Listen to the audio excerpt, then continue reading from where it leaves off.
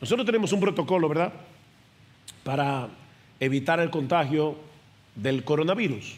Así que los médicos nos dicen guarden por lo menos 6 pies de distancia, porque la saliva cargada de virus más o menos pueden llegar hasta ahí. Entonces uno guarda la distancia social. Bueno, mis hermanos, lo que Pablo nos está diciendo aquí en este texto es que nosotros debemos tener un protocolo para no dejarnos contagiar de los errores doctrinales de los falsos maestros. Por eso es que Pablo les dice, no solamente manténganse alerta, dice evítenlos. Evítenlos.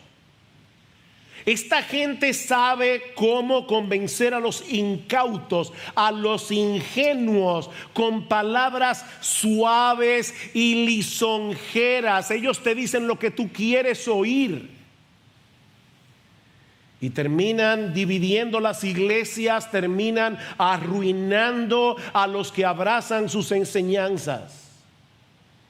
En ese sentido, no deja de ser irónico el hecho de que algunas personas dicen, lo más importante en la iglesia es la unidad. Olvídense de las doctrinas, porque las doctrinas dividen.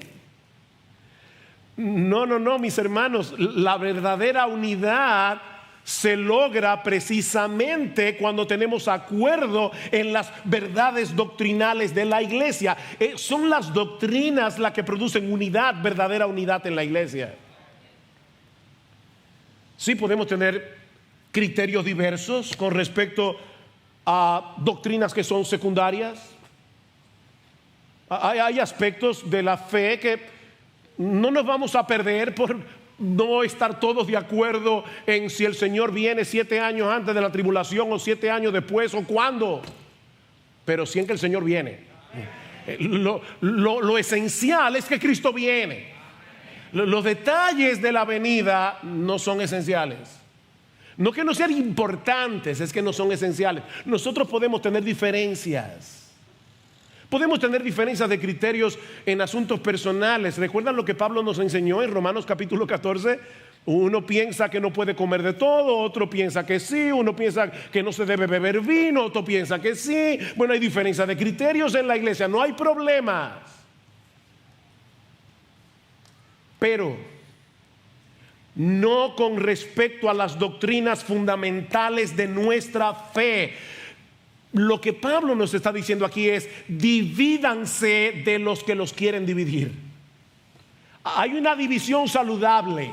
Divídanse, evítenlos, cuídense de los falsos profetas del evangelio de la prosperidad, por ejemplo. Cuídense de los falsos profetas, de los falsos apóstoles de la prosperidad. Cuídense de los que no predican claramente la obra expiatoria de Cristo en la cruz. Cuídense de los que no proclaman claramente el mensaje de la justificación por la fe sola. Cuídense de los predicadores que tuercen las escrituras citando textos fuera de contexto para enseñar herejías que suenan bíblicas, pero siguen siendo herejías.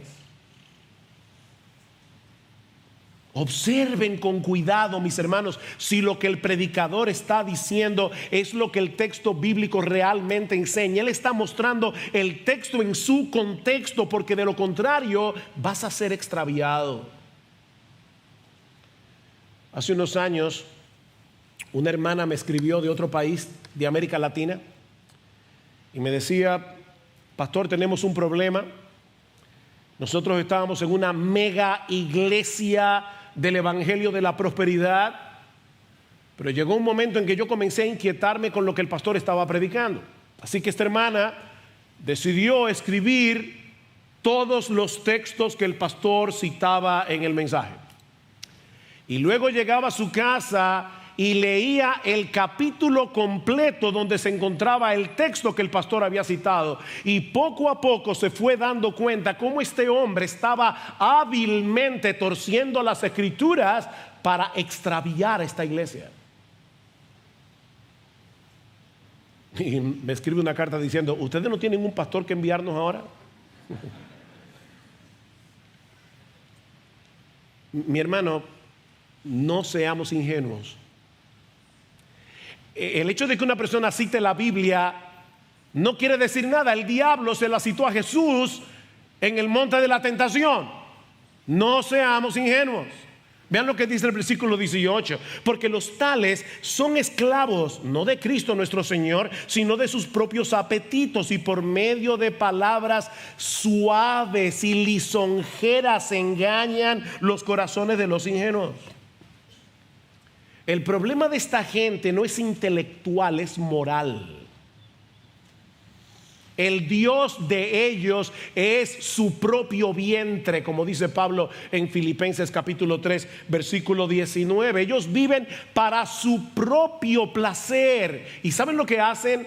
Que en vez de querer acomodar sus vidas, su estilo de vida a las enseñanzas de las Escrituras, ellos tuercen las Escrituras para que encaje con su estilo de vida.